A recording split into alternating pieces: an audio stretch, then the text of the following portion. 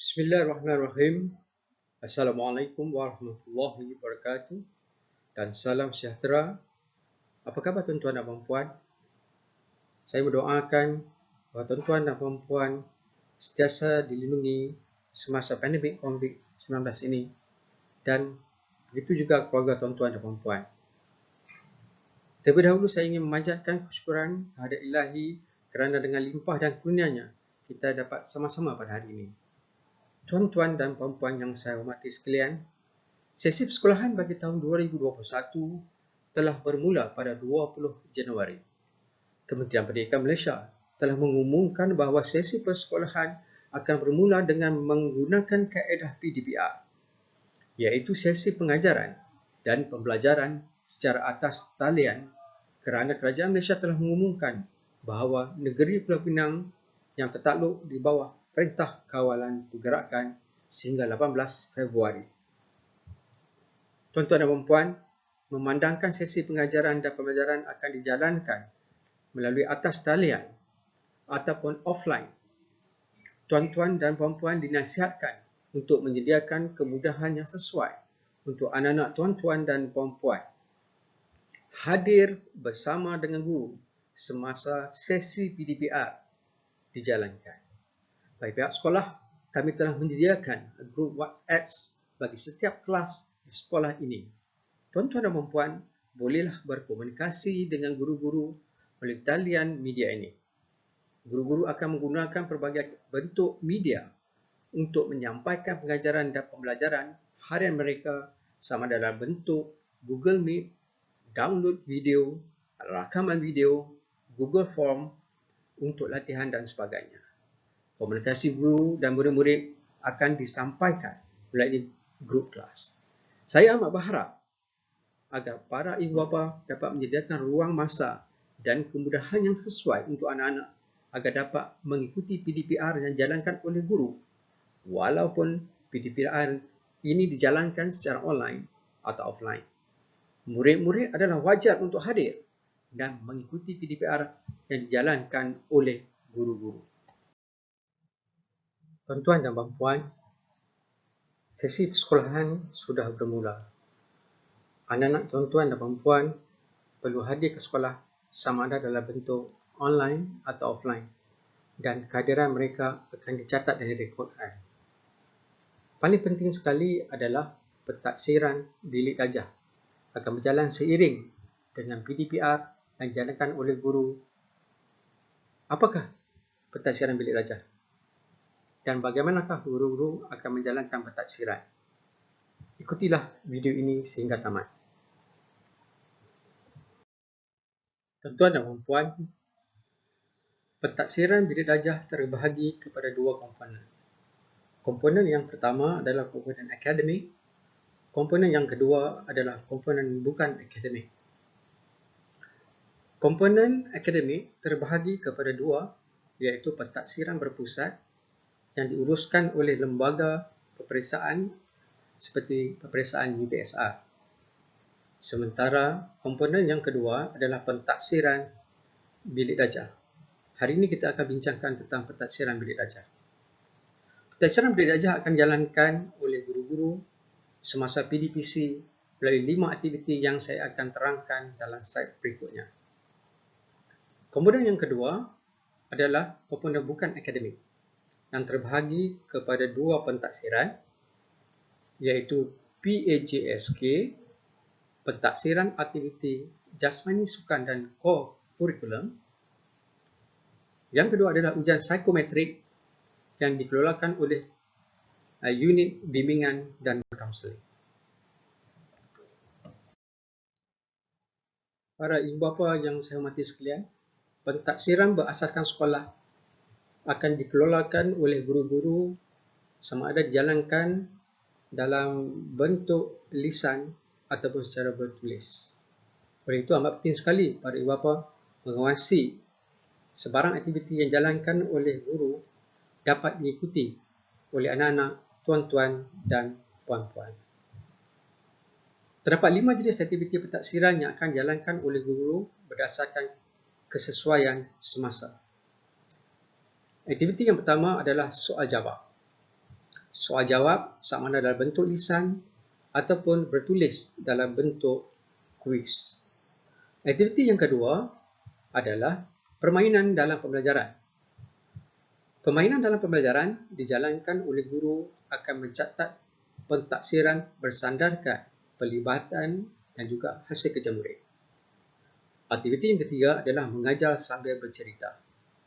Guru-guru memberi tugasan murid membina cerita melalui mengisi tempat kosong atau membuat kata kunci dan murid-murid membina dan melengkapkan satu karangan berbentuk cerita. Aktiviti yang keempat adalah permainan peperanan. Guru-guru menugaskan atau memberi watak atau peranan beserta dialog dan juga melakonkan watak atau peranan dengan bacaan dan intonasi yang betul mengikut situasi yang telah ditetapkan. Dan akhir sekali adalah aktiviti pembelajaran berasaskan projek. Guru-guru memberi garis panduan pembinaan projek dan murid-murid akan melengkapkan projek sama ada dalam bentuk kumpulan atau individu.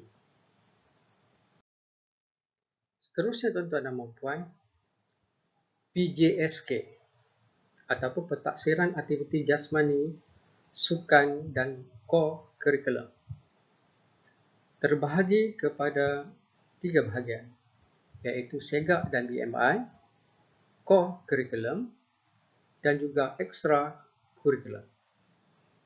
Bagi SEGAK dan BMI, satu bentuk ujian fizikal yang mengukur tahap kecergasan murid yang dikenali sebagai standard kecergasan kebangsaan, iaitu SEGAK. BMI pula adalah perekodan tentang ketinggian berat badan menentukan tahap jisim tubuh badan yang ideal.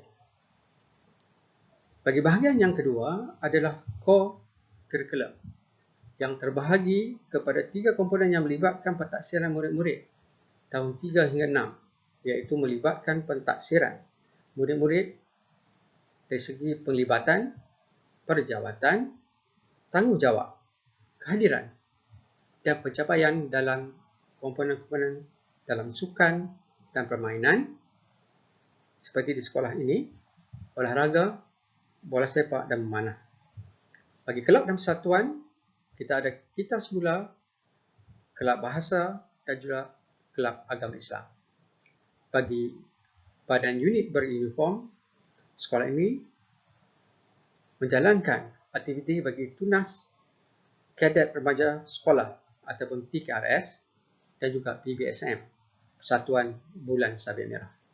Bagi bahagian yang ketiga, extra curriculum adalah pengukuran pencapaian yang disertai oleh murid-murid dan pelibatan mereka di luar sekolah sama ada dalam negeri ataupun di luar negara.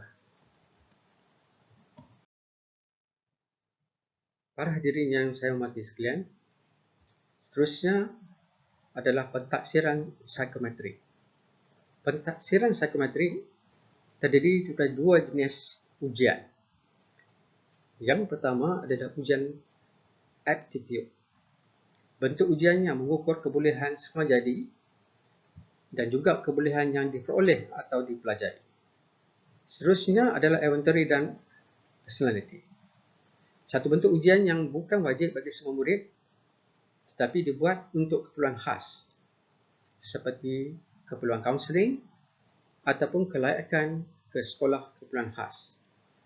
Kedua-dua instrumen ini disediakan oleh Lembaga Peperiksaan Kementerian Pendidikan Malaysia. Tuan-tuan dan puan, bagaimanakah guru-guru membuat pernyataan tentang tahap pencapaian anak-anak kita? Di sini saya nyatakan bahawa pernyataan tahap penguasaan umum terbahagi kepada 6. Yang pertama adalah tahap 1. Murid tahu atau boleh menjalankan atau melakukan kemahiran terhadap perkara-perkara asas. Tahap 2. Murid dapat menunjukkan kefahaman dengan menjelaskan sesuatu yang dipelajari melalui komunikasi. Tahap 3. Murid dapat menggunakan pengetahuan untuk melaksanakan sesuatu kemahiran pada satu situasi. Tahap 4, murid menggunakan pengetahuan dan melaksanakan kemahiran mengikut prosedur dan secara sistematik. Tahap 5, murid menggunakan pengetahuan melaksanakan satu kemahiran ikut situasi secara sistematik dan bersifat positif. Dan tahap 6, murid menggunakan pengetahuan dan melaksanakan satu kemahiran mengikut situasi secara sistematik, bersikap positif dan juga kreatif serta inovatif dan boleh dicontohi. Tuan-tuan dan puan, kenapakah pentaksiran bilik darjah perlu dijalankan? Yang pertama sekali adalah mengenal pasti kekuatan dan kelemahan dalam pembelajaran. Yang kedua, mengesan perkembangan murid secara menyeluruh. Yang ketiga, merancang dan mengubah suatu kaedah pengajaran. Yang keempat, mengetahui keberkesanan pengajarannya.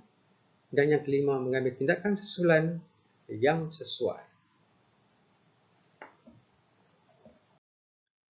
Tuan-tuan dan puan, pentaksiran bilik darjah dijalankan untuk membolehkan guru-guru menjalankan tindakan susulan yang sesuai. Guru-guru juga akan menjalankan pelan intervensi untuk membantu murid-murid, membimbing murid ke arah pencapaian yang lebih baik. Di antara pelan intervensi yang dijalankan di sekolah ini adalah sesi pemulihan semasa PDP, sesi pemulihan khas, sesi motivasi, sesi kaunseling dan juga sesi bimbingan rakan sebaya. Sebagai pengetahuan tuan-tuan dan puan, PDPC ataupun pengajaran dan pembelajaran secara bersemuka ataupun PDPR akan dijalankan dengan memberi tumpuan kepada perkembangan pembelajaran murid-murid. Pembelajaran secara dihibur diselipkan dalam aktiviti murid-murid dan tidak lagi menekan atau berorientasikan peperiksaan. Pengetahuan murid-murid dibina dan dikukuhkan melalui kemahiran asas 4M, membaca, menulis, mengira dan juga menakul. Guru-guru akan memberi tumpuan dengan membina kemahiran, karakter dan juga khasiat murid-murid. Tuan-tuan dan puan, di sini dipamerkan punca kuasa petikan surat berkeliling ikhtisas Kementerian Pendidikan Malaysia tentang pelaksanaan pentaksiran berasaskan sekolah.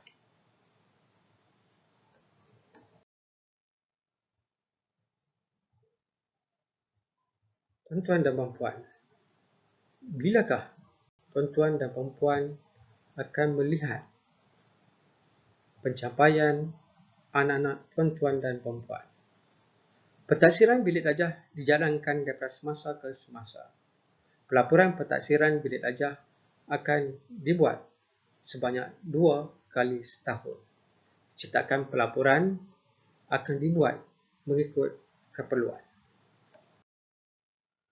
Para ibu bapa yang saya hormati sekalian, di sini saya sertakan juga naratif baru dalam amalan pendidikan di Malaysia.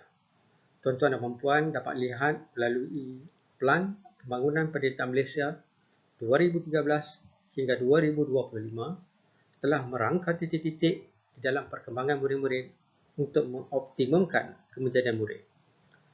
Pembelajaran berorientasikan perkembangan murid-murid dijalankan dengan beri tumpuan kepada penguasaan kemahiran 4M, meningkatkan prestasi melalui penguasaan hebat dan membina serta menyuburkan pembangunan watak dan juga khasiat.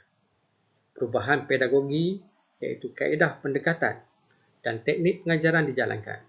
Guru-guru menjalankan aktiviti berpusatkan kepada murid-murid.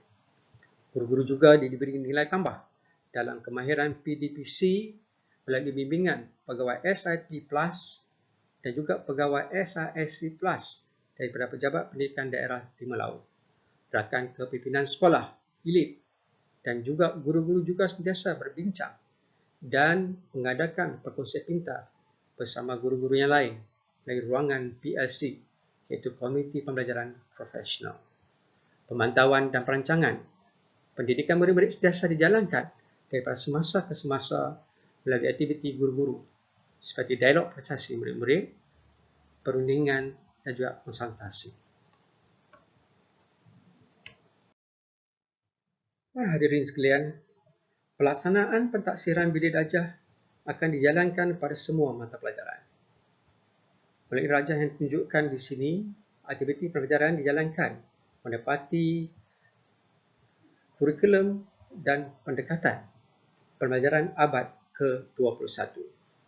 Kaedah pentaksiran dan instrumen pentaksiran digubah. Tahap penguasaan dibuat dengan merujuk kepada standard prestasi yang telah ditetapkan. Dan tahap penguasaan adalah terdiri daripada tahap 1 hingga tahap 6. Tuan-tuan dan puan-puan juga mungkin bertanya-tanya, bagaimana pentaksiran bilik darjah ini dirancang dan dijalankan? Yang pertama sekali, ciri-ciri utama pelaksanaan pentaksiran bilik darjah adalah ianya dijalankan oleh guru-guru. Ia dijalankan secara bersistem. Ia dijalankan secara berterusan melalui PDPC bersemuka ataupun secara PDPR dalam bentuk sumatif ataupun formatif. Ia dijalankan dengan menggunakan pelbagai kaedah. Ia juga menilai dan mentafsir murid-murid berdasarkan standard kandungan, standard pembelajaran dan juga standard prestasi serta tahap penguasaan murid yang telah ditetapkan. Ia menekankan kepada perkembangan murid-murid. Ia mengesan perkembangan pembelajaran. Ia dijalankan untuk tujuan tindakan susulan mengikut keperluan murid-murid. Ia juga memberi peluang kepada murid-murid untuk buat penilaian kendiri dan juga buat penilaian rakan sebaya. Tuan-tuan dan puan-puan tentu tertanya-tanya tentang prestasi anak tuan-tuan dan puan-puan di sekolah. Bilakah sesi hari pelaporan sekolah akan dijalankan? Tuan-tuan dan puan-puan, hari pelaporan sekolah akan dijalankan sebanyak 2 kali setahun.